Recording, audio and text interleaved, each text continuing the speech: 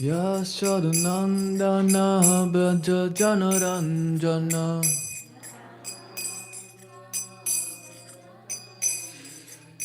Yamunatiravanachari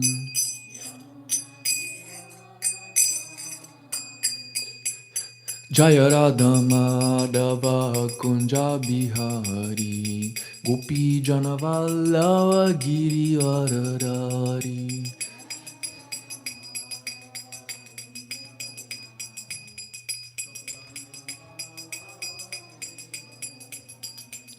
Yashodanandana Braja Janaranjana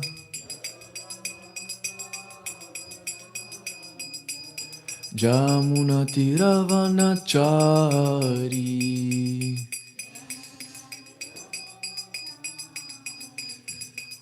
Jaya Radha Madhava Kunja Bihari Gopi Janavallava Giri Varadari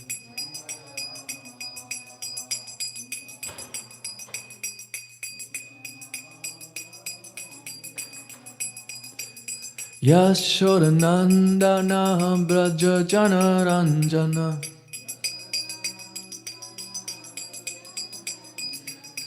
Yamunatiravanachari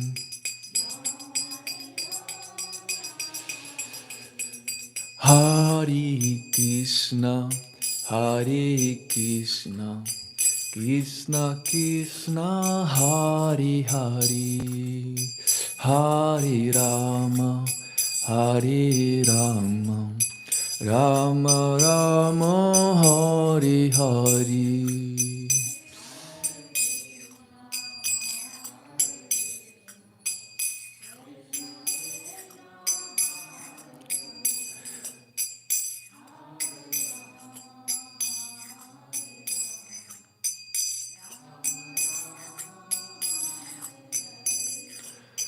Hare Krishna, Hare Krishna, Krishna Krishna, Hare Hare, Hare Rama, Hare Rama, Rama Rama, Hare Hare.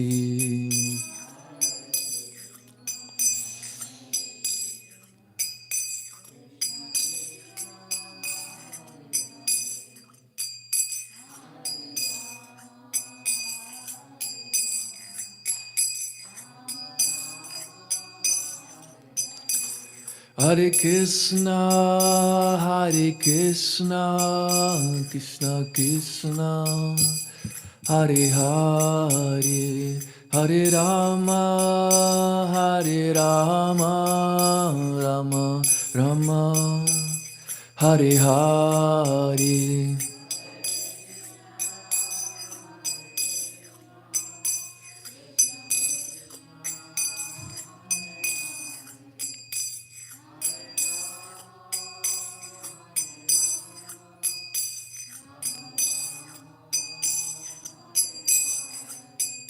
Hare Krishna,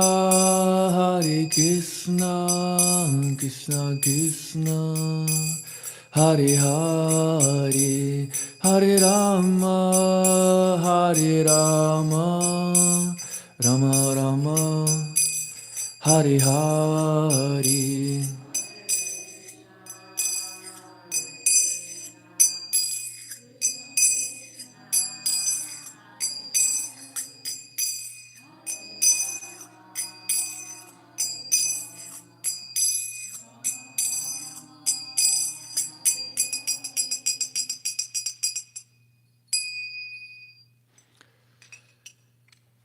Om Namo Bhagavate Vasudevaya.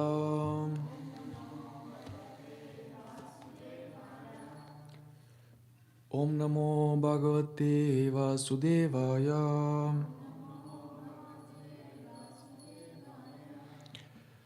Om Namo Bhagavate Vasudevaya.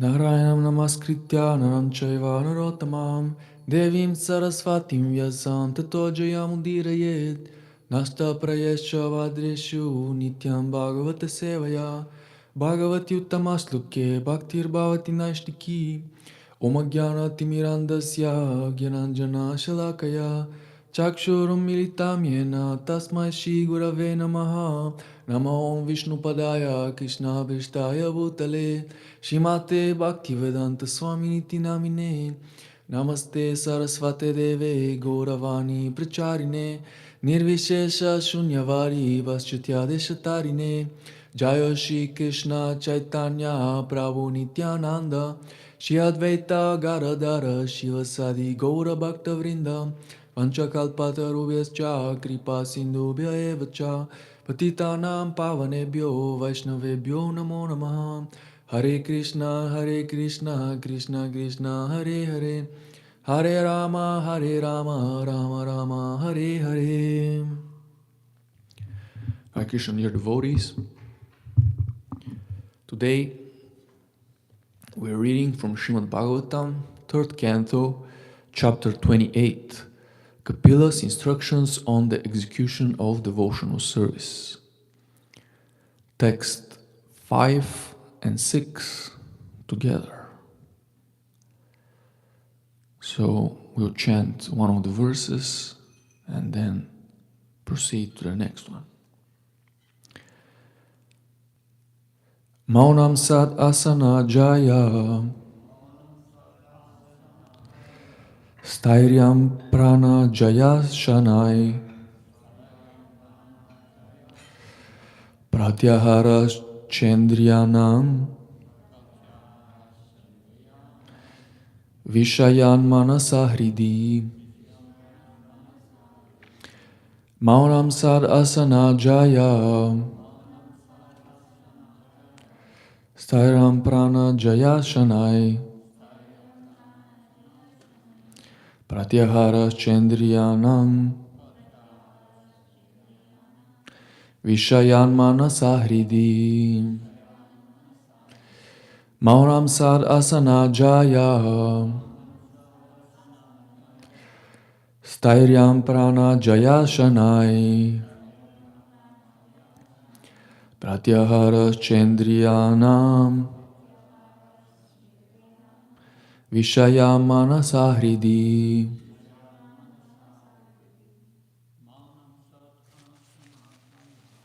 Maunam sad asana jaya Stainam braya jayasanai Pratyahara chendriyanam Vishaya manasa hridi Maunam sad asana jaya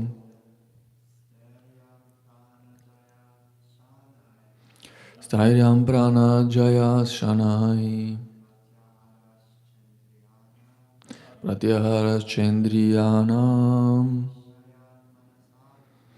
Vishaya manasa hridi Maunam sarasana jaya Stairyam prana jaya shanai Pratyahara chendriyanam Vishaya manasa hridi Maunam sarasana jaya Stairyam prana jaya shanai Pratyahara chendriyanam Vishaya manasa hridi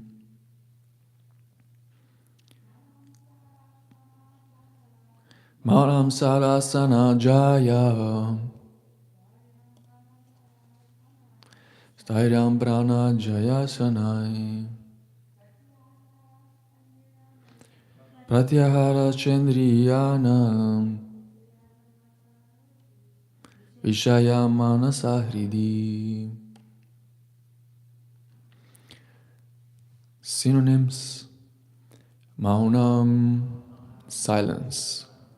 Sat, good. Asana, yogic postures. Jayaha, controlling. Stairyam, steadiness. Pranajayaha, controlling the vital air. Shanai, gradually. Pratyaharaha, withdrawal. Cha, and. Indriyanam, of the senses. Vishayat, from the sense objects. Manasa, with the mind. Hridi, on the heart. Translation and purport by His Divine Grace, A.C. Bhaktivedanta Swami Srila Prabhupada Ki Jai. One must observe silence, acquire steadiness by practicing different yogic postures, control the breathing of the vital air, withdraw the senses from sense objects, and thus concentrate on the mind on the heart. Purport. The yogic practices in general and Hatha Yoga in particular are not ends in themselves. They are means to the end of attaining steadiness.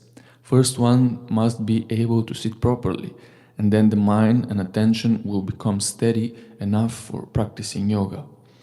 Gradually, one must control the circulation of vital air, and with such control, he will be able to withdraw the senses from sense objects. In the previous verse, it is stated that one must observe celibacy. The most important aspect of sense control is controlling sex life. That is called brahmacharya. By practicing the different sitting postures and controlling the vital air, one can control and restrain the senses from unrestricted sense enjoyment.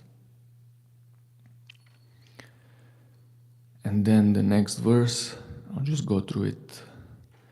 Svadishnyadam ekadeshe manasa prana dharmanam vaikunta lila didyanam samadhanam tatatmanaham. Fixing the vital air and the mind in one of the 6 circles of vital air circulation within the body, thus concentrating one's mind on the transcendental pastimes of the Supreme Personality of Godhead, is called samadhi or samadhana of the mind. There are 6 circles of vital air circulation within the body. The first circle is within the belly, the second circle is in the area of the heart, the third is in the area of the lungs, the fourth is on the palate, the fifth is between the eyebrows, and the highest, the 6th circle, is above the brain. One has to fix his mind on the circulation of the vital air and thus think of the transcendental pastimes of the Supreme Lord. It is never mentioned that one should concentrate on the impersonal or void. It is clearly stated, Vaikunta Lila. Lila means pastimes. Unless the Absolute Truth, the Personality of Godhead, has transcendental activities, where is the scope for thinking of these pastimes? It is through the process of devotional service, chanting and hearing of the pastimes of the Supreme Personality of Godhead, that one can achieve this concentration. As described in the Srimad Bhāgavatam, the Lord appears and disappears according to his relationships with different devotees. The Vedic literatures contain many narrations of the Lord's pastimes, including the Battle of Kurukshetra, and historical facts relating to the life and precepts of devotees like Prahlad Maharaj, Dhruva Maharaj, and Ambarish Maharaj. One need only concentrate his mind on one such narration and become always absorbed in his thought. Then he will be in Samadhi. Samadhi is not an artificial bodily state. It is the state achieved when the mind is virtually absorbed in thoughts of the Supreme Personality of Godhead. Translations once again. One must observe silence, acquire steadiness by practicing different yogic postures, control the breathing of the vital air, withdraw the senses from sense objects, and thus concentrate the mind on the heart. Fixing the vital air and the mind in one of the 6 circles of vital air circulation within the body, thus concentrating one's mind on the transcendental pastimes of the Supreme Personality of Godhead, is called samadhi or samadhana of the mind.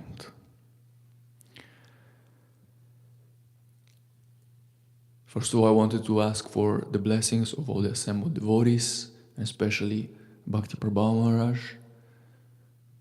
Please bless me so that I can say something meaningful that can serve us on the path back to Godhead. So this weekend we've been on a Ashtanga Yoga kind of theme marathon. We went to 22nd Avenue with the Be a Monk wannabes and Shri Prahlad Prabhu was also giving a nice lecture, and he was explaining the Saddarshanas, which are the 6 philosophical systems. And we know them pretty well because Prabhupada speaks at length about them in the Bhagavad Gita and Krishna book. Bhakti Prabhu Maharaj was explaining yesterday a little bit again. And of course, yoga is one of them. The famous Ashtanga Yoga, the eightfold yoga system. And we have Hatha Yoga also, which comprises, if I'm not mistaken, just the first 3 or 4 limbs. Yama, Niyama, Asana, and Pranayama. I think that's it. That's the Hatha Yoga, which is still good even if we are able to do those. That's a great advancement. So this yoga system was apparently very relevant for those who were in Satya Yuga. That's what we hear constantly, because they had very long lifespan, they were like very highly intelligent, and they couldn't just chant Hare Krishna. They needed something more elaborate. Go into the forest, and for them was very easy because the mind was very strong. There were not so many distractions, and sinful life wasn't so rampant. So it was the perfect Yuga Dharma for the Satya Yuga. And the eight limbs are yama, niyama, regulations that we have to follow, regulations that we have to, things that we have to avoid. Just like there is the rule in bhakti also, accepting things which are favorable and rejecting things which are unfavorable. Meaning that the Ashtanga Yoga system is basically contained within bhakti, because this is what Krishna himself explains in the Bhagavad Gita. The culmination of Ashtanga Yoga or Jnana Yoga or Karma Yoga is bhakti. So they are all basically dependent on bhakti. They're contained within. And then after that we have asana. We're also sitting like Connor very nicely in a Padmasana. It is very difficult, but with practice it's helpful, it keeps you in a nice posture. You can listen nicely, you don't fall asleep. Prabhupada explained in the famous recording, sit properly, to the devotee who was kind of all cranked. And because the energy flows when the spine is erect. So we also have asana. And then pranayama, of course, when we're chanting and dancing in front of the deities. Sometimes the kirtan becomes, especially when Ram Roy Prabhu comes, kirtan becomes really fired up and you're breathing a lot. So that is pranayama indeed. And after pranayama comes pratyahara, which means withdrawal of the senses from their sense objects. Krishna explains in the Bhagavad Gita, if I'm not mistaken, that the devotees, they are like turtles. Do you know why? Because they withdraw their senses like the turtle when it's withdrawing its legs, and whenever some temptation arises, whenever Maya is alluring us, Kali Yuga is very, very easy. You just go out and that's it. Immediately temptations, so many.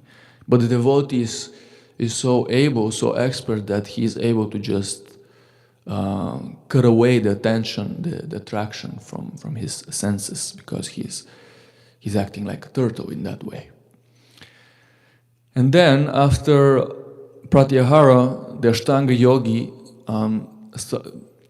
basically after mastering the sitting postures, the breathing, then the mind becomes more controlled, and then basically what he's trying to do is he's trying to meditate not even on the void. Prabhupada is explaining. There's no such thing as meditating on the void. It's basically some new age bogus theory. I don't know who came up with it, but we never see an explanation in the revealed scriptures which says that one has to just meditate on the void.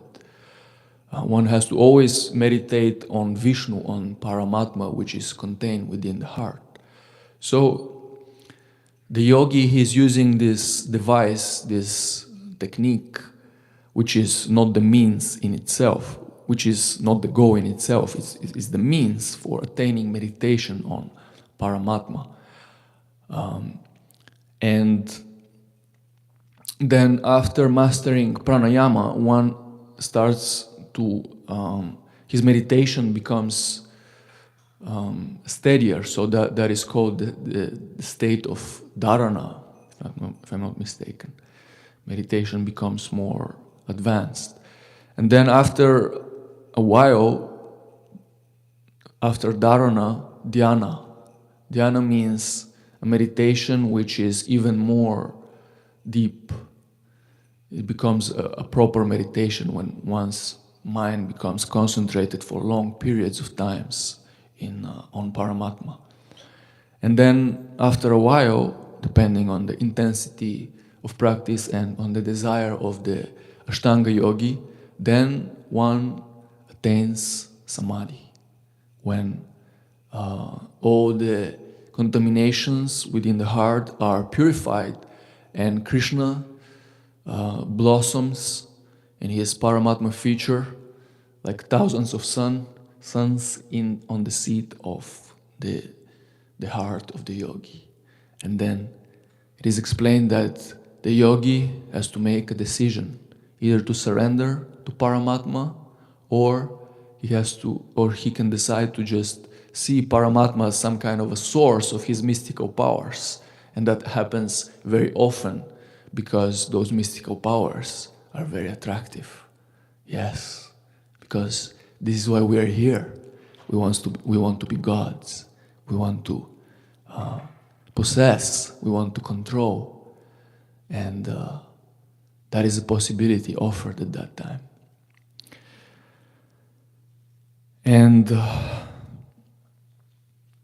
but all this is attained automatically in bhakti. As Srila Prabhupada describes, one just needs to meditate on the glorious pastimes of the Lord. So we're basically skipping all the ladder, and we're going to the essence of the yoga system. We're going directly to the goal. No need to take the stairs. Just take the elevator. And pastimes like the pastime of the young prince who was born of King Uttanapada, who was the son of Manu himself, who was himself the son of who? Yes, of the first living entity, Brahma, who is like the topmost. So this is a pastime which goes very, very long time ago. Even the modern Scientists and historians, they have no clue. They can trace back a few millions of years, but it was like many millions of years ago. So we have all this nice information from the Bhagavatam. When that type of yoga was practiced, and it's still preserved to even to today, all this information. So King Uttanapada, he was the ruler of the entire world. And he had two wives, Suniti and Suruchi. And among them, Suruchi was his favorite wife. And he had two sons also. Dhruva was from Suniti, and Uttama was from Suruchi. One day, in the kingdom, in the palace, the father was sitting on his throne and he was holding his favorite son, because it comes from his favorite wife, Suruchi. He was holding Uttama on his lap, and he was joyously engaging in fatherly pastimes with him. And Dhruva was also there. He was trying to climb from his leg to go on his lap. He wanted some attention. He wanted some affection from his father.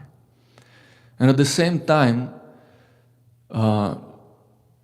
Suruchi was there, and she saw that Dhruva was trying to do that thing, to climb on the foot, on the lap of his father. And when she saw that, she became so envious, and she chastised Dhruva. She said, "How dare you? You cannot climb on the lap of your father, who is the emperor of the whole world. You're not qualified because you're coming from a lower birth, which is your mother, Suniti. So please, pray so that next life, perhaps, you will be born from my womb, and then maybe you can climb on the throne and be the rightful heir."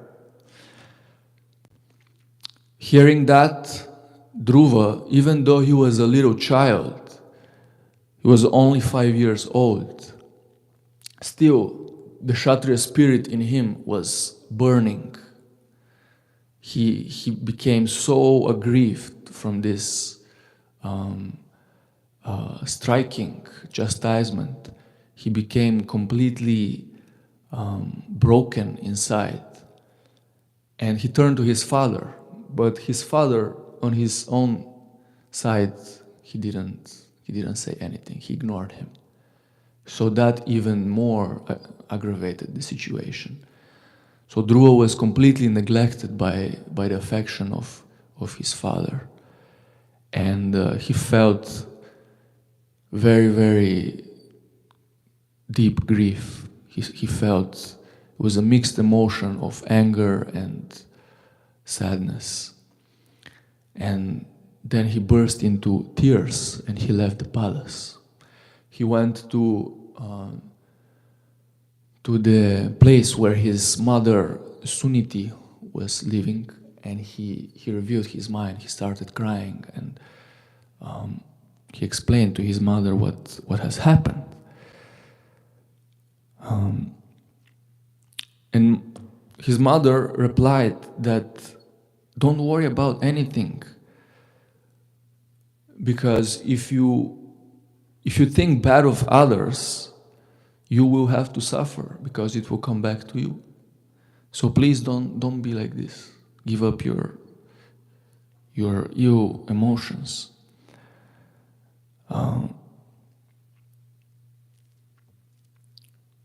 But then she saw that he wasn't able to do that.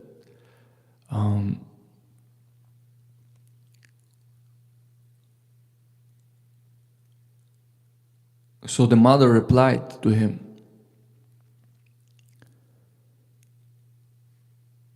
no, she said to Dhruva, Don't be aggrieved. Actually, what your stepmother said is true. You are from a lower birth, and do not think ill of her. That is how things are. But if you want to change this, if you want to turn the situation in your favor, you have to worship the Supreme Personality of Godhead. You have to go to the forest where all the yogis go to look for Krishna. And this is what Dhruva did.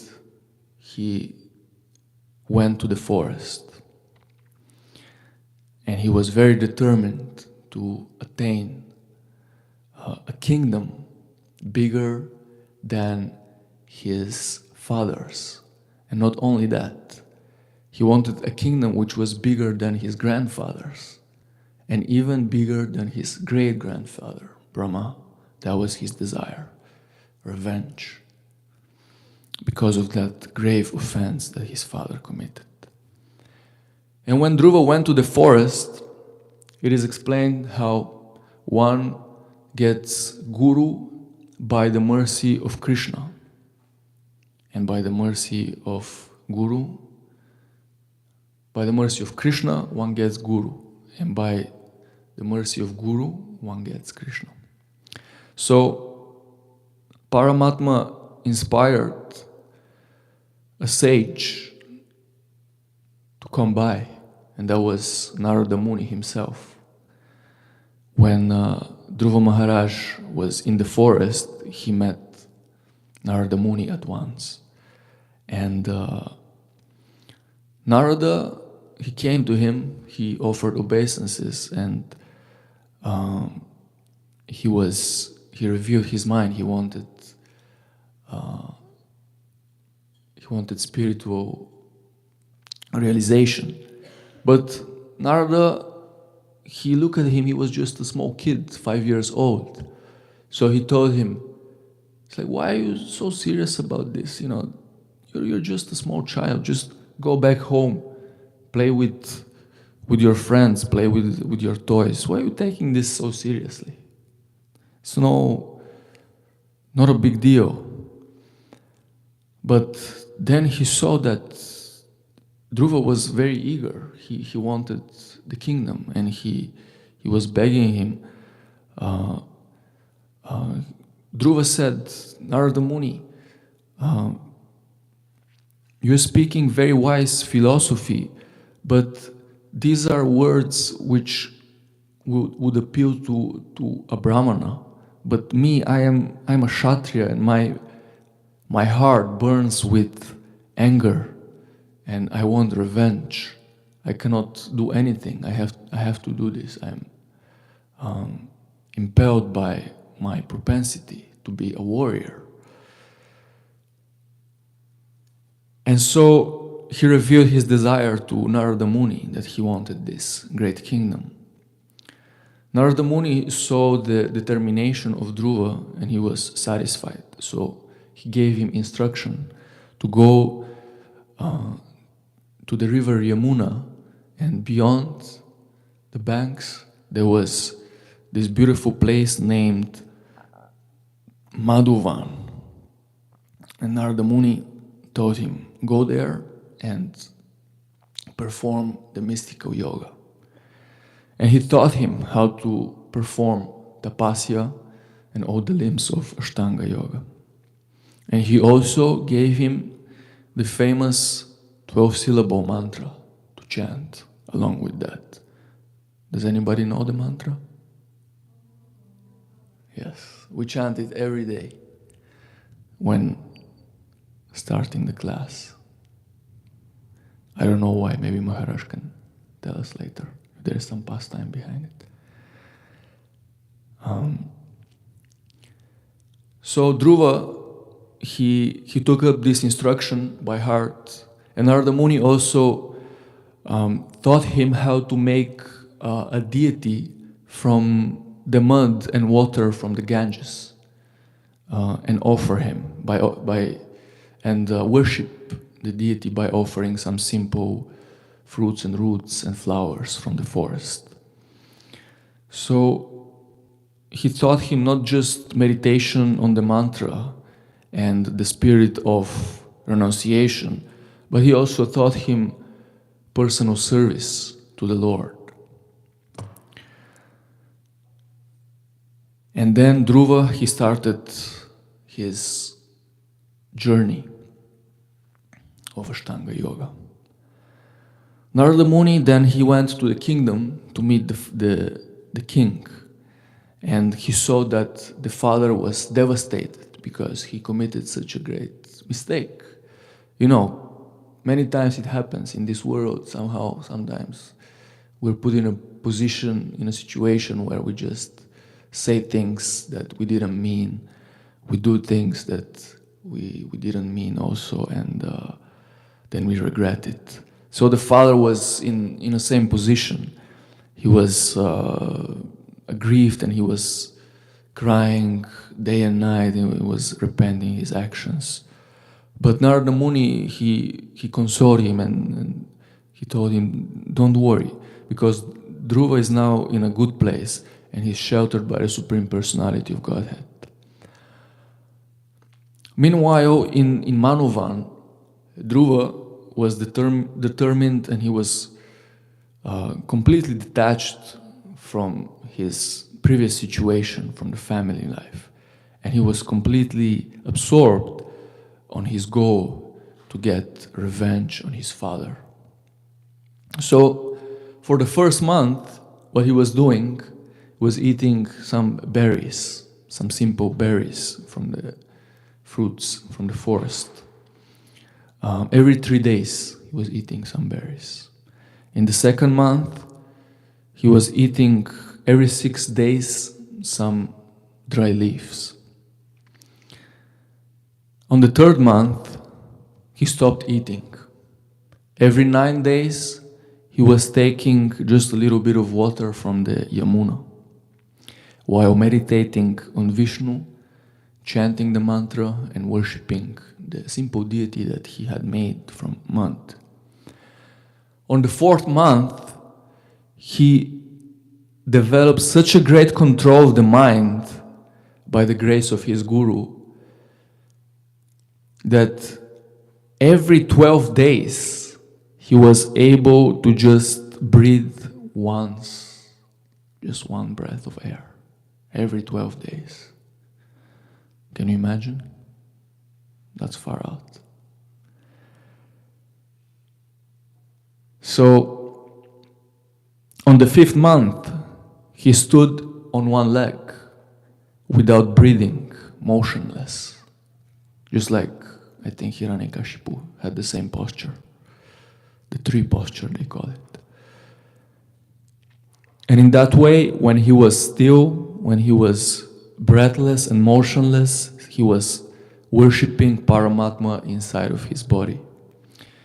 And at one point he became, it is explained, as heavy as earth, and was suffocating the entire universe by his austerities, up to the point that the demigods became worried. Shiva, Brahma, Indra, and they went to Vishnu to complain, and Vishnu reassured them.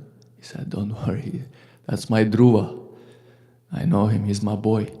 Soon I'm gonna give him what he wants. Just stay and watch. And then, on the 6 months, little Dhruva, still standing on one leg, attained the highest state of the yoga ladder, Samadhi, complete absorption on Paramatma, surrendering everything and meditating on Vishnu inside of him. So he was experiencing this bliss. But then at one point what happened was that form within his heart, within his meditation, disappeared, and his meditation broke. And because of Sambhog, Vipralamp, emotional trauma, what the devotee experiences in separation from his beloved Lord, his meditation, his posture completely broke, and he opened his eyes. And what happened? To his great surprise, Vishnu was in front of him in his very opulent form. And he was speechless. He didn't know what to do. He was just a small child. He wanted to offer prayers, but he didn't know. He didn't learn all of those things. He never learned selected prayers. He didn't go to school. He didn't know how to express his deep gratitude. And then Lord Vishnu touched him with his conch on his head and inspired Dhruva from within to start speaking fluent Sanskrit. And then Dhruva offered these beautiful prayers, which are in the 4th canto, by the grace of Krishna. And then Vishnu was completely satisfied and said, I know what you want. That's why I came here. I'm very pleased with you. I know what you want and I will give it to you. But then Dhruva, he felt really embarrassed and he replied, I came to the forest seeking the broken glass of material acquisition, but I have achieved the rare jewel of the transcendental loving service to you. I want nothing else. But what happened is that Vishnu fulfilled his desire and his other desire also. So he gave him the possibility to rule over the world after his father retired for 36,000 years, because it was Satya Yuga. So he was able to rule such a long time. And then after that, Vishnu gave him the famous Dhruva Loka planet, which was a greater kingdom than his father's, an even greater kingdom than Manu, who was the king of mankind, and even greater than Lord Brahma's kingdom, because it was in the spiritual world, eternal. And in this way, Dhruva was able to be situated in his eternal glory by the grace of Lord Krishna. So this is what we learn from these beautiful pastimes. Many different subtleties which can help us on our path. And as every chapter ends in the Bhāgavatam, if we just meditate on the pastimes of Dhruva or Ambarish or others, if we just contemplate the deep philosophical points of these pastimes and the magnanimity of Vishnu and Krishna, we will surely attain anything we want, because Krishna is extremely merciful. He will fulfill all of our desires. And of course, probably the most precious lesson is that we shouldn't be asking Krishna for broken pieces of glass, but we should understand that there is nothing more exalted than supreme devotional service of the Lord. There is nothing outside of that will satisfy our heart to the fullest extent. And even today, once again, we said it and we'll continue repeating it again and again and again. And we will never tire repeating it, because this is it. So this is what I wanted to share with you, dear devotees. If there are some comments or questions, Bhakti Prabhu Maharaj, I'm sure, would like to say something. Nice.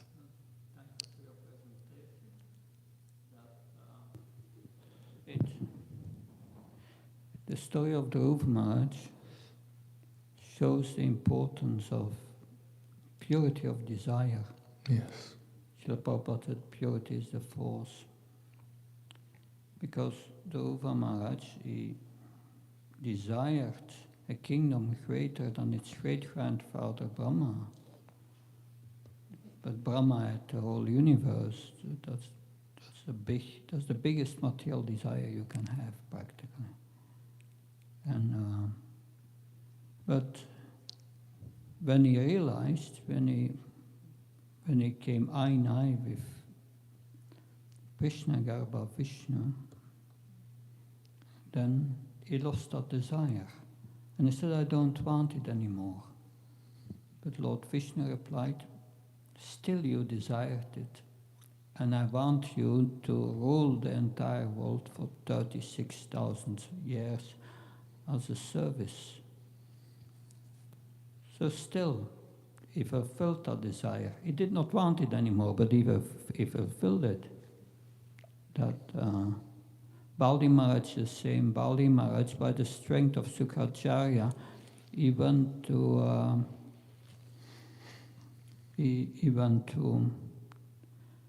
the heavenly planets, and he wanted to become Indra.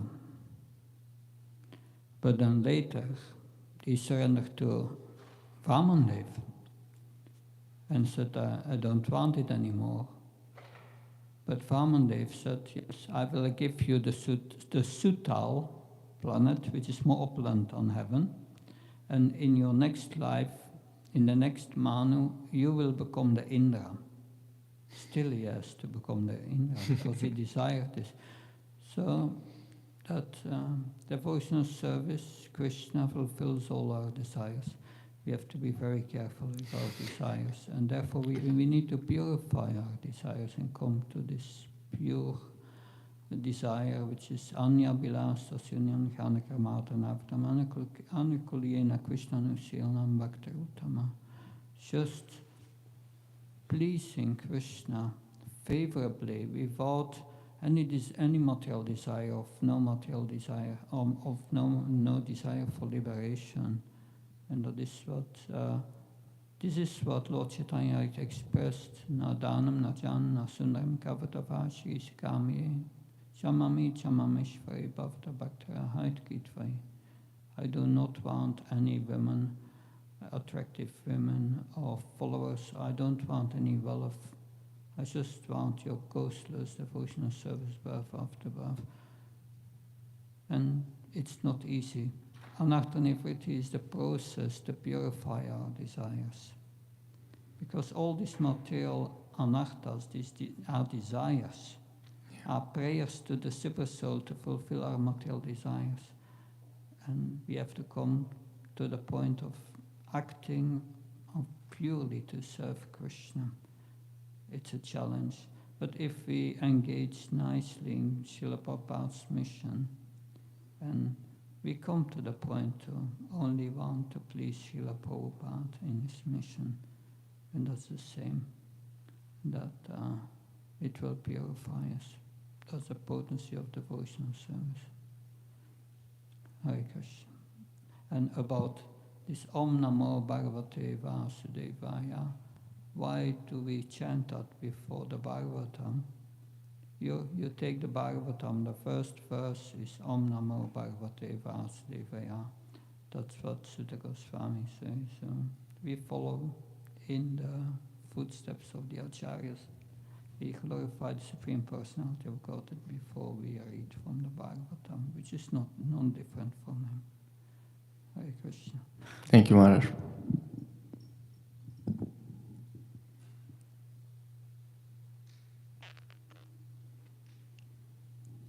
Okay, I think we'll call it a day.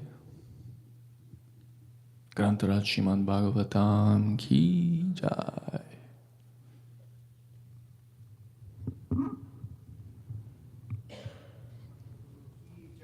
Srila Prabhupada ki